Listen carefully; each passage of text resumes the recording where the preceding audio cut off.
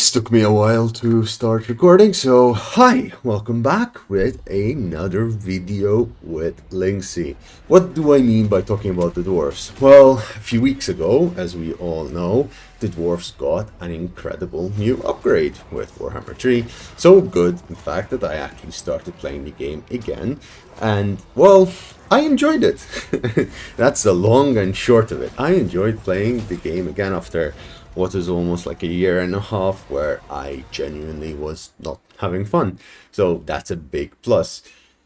Why the Dwarfs specifically? Well, the Dwarfs have had a massive overhaul. They've got a lot of new units, a new legendary lord, and they've been essentially reworked almost from the ground up. They still have most of the same mechanics, but the way you get to these mechanics, the way you get to these interactions is very different.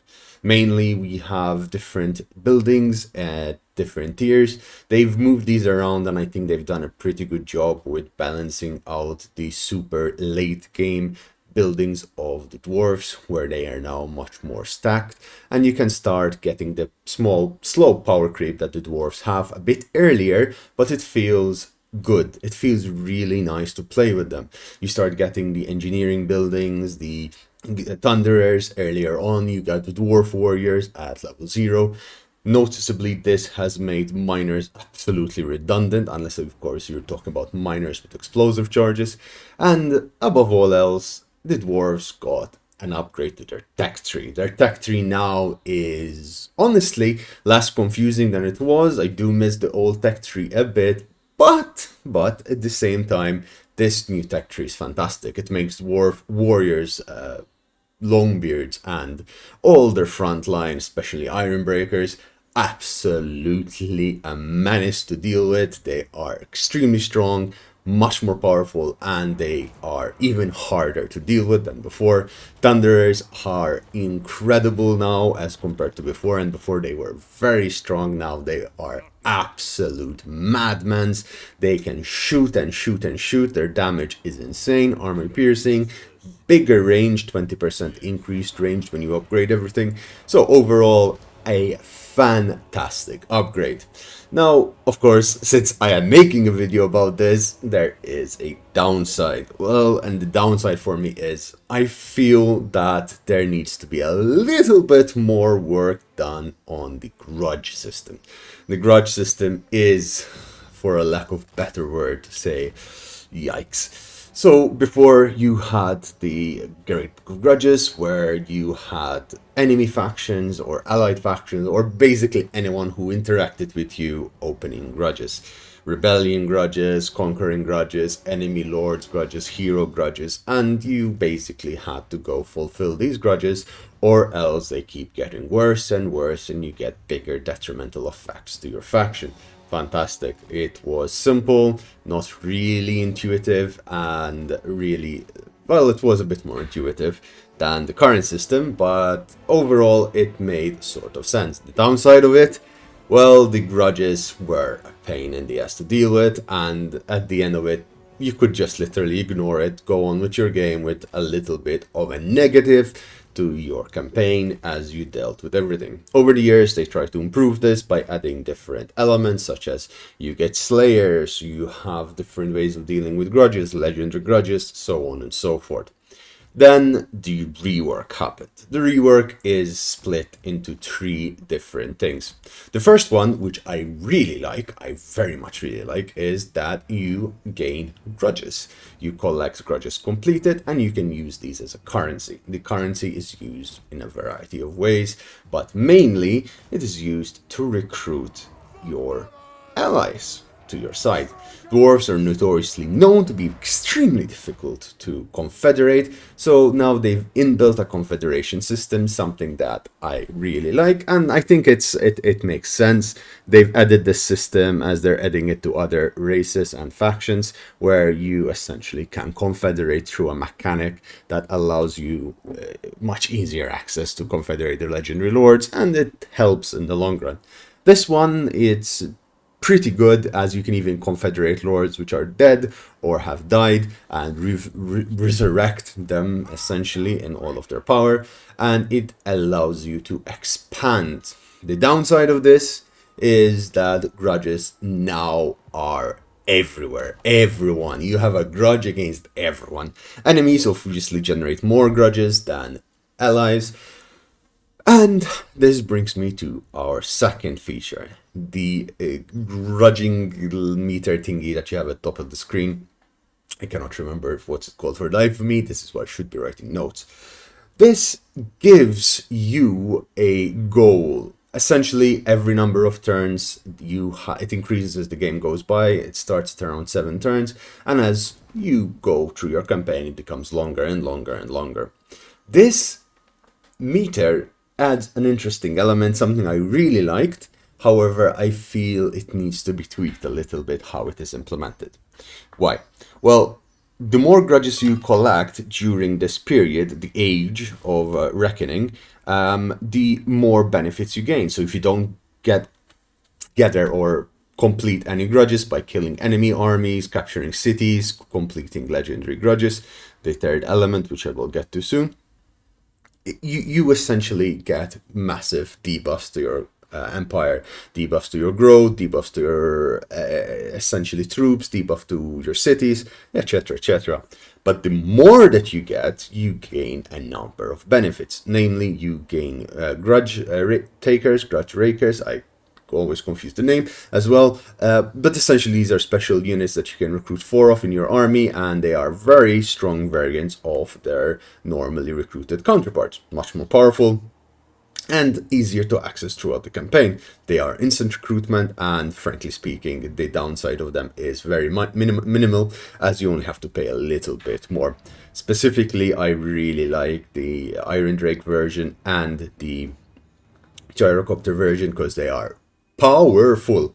Now, what the problem with this is, it increases exponentially. So the bigger your empire is, the more people you've met, it keeps on increasing.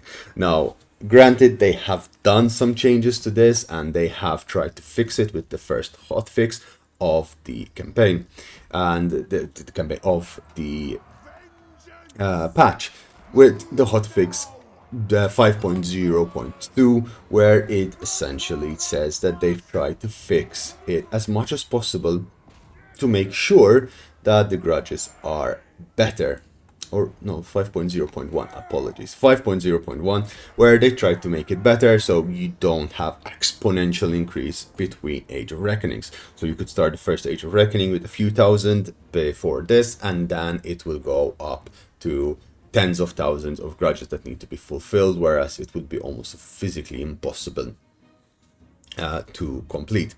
The 10-turn cycle, they said they felt too rushed, so they tried to address this issue by making it a bit longer, and they adjusted the age reckoning brackets, it's called. Now, the changes they did are pretty nice, but frankly, really and truly, I don't feel it's enough. Why? There isn't, in the mid to the late game, there isn't often enough things to do to gather your grudges so efficiently, to fill your Age of Reckoning meter efficiently.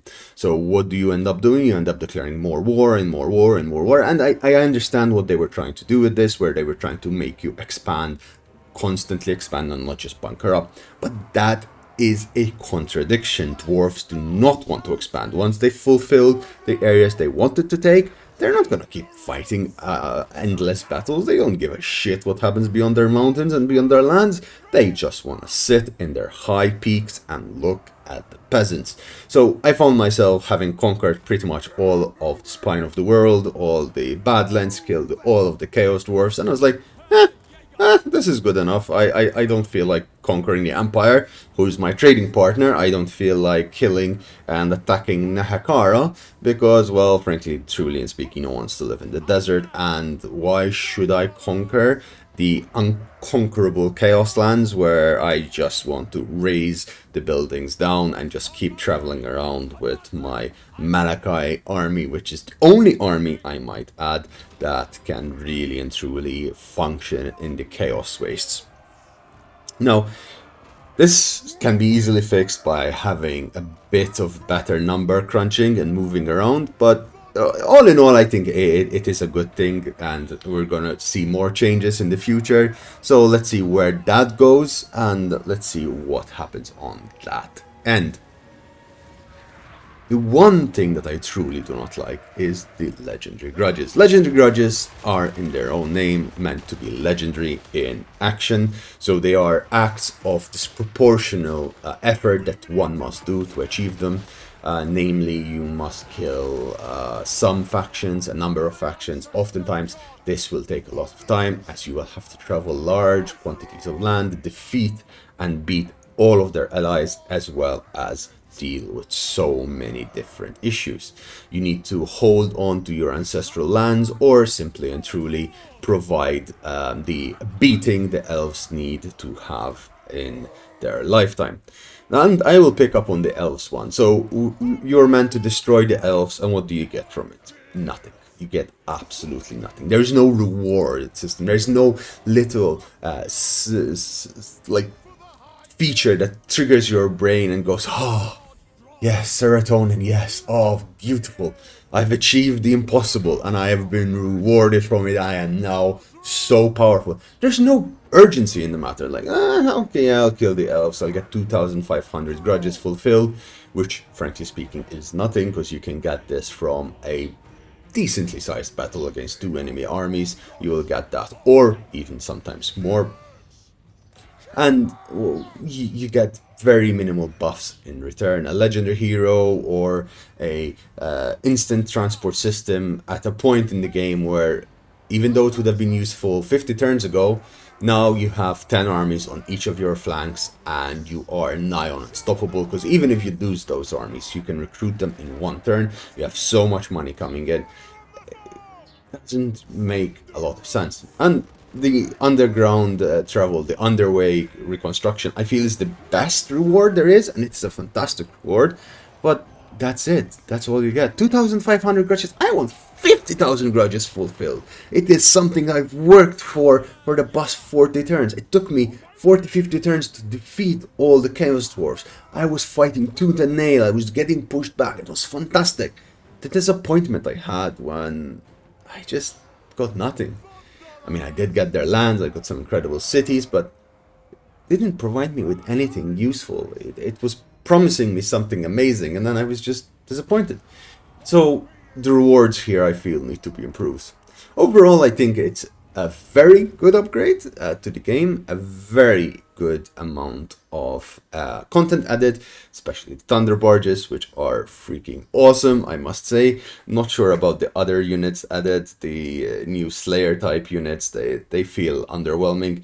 The new artillery, close range artillery thing is interesting and could provide interesting thing. I've managed to slaughter a dragon in seconds with it, but at what cost? Like my army, I had to sell my army afterwards. That said, I would say this is a 7.5 out of 10 upgrade to the Dwarfs. They deserve more, and because it's only 7.5 out of 10 and not 10 out of 10, I would say this is a Grudging, and CA, you have 50,000 grudges to fulfill in less than 10 turns. Good luck!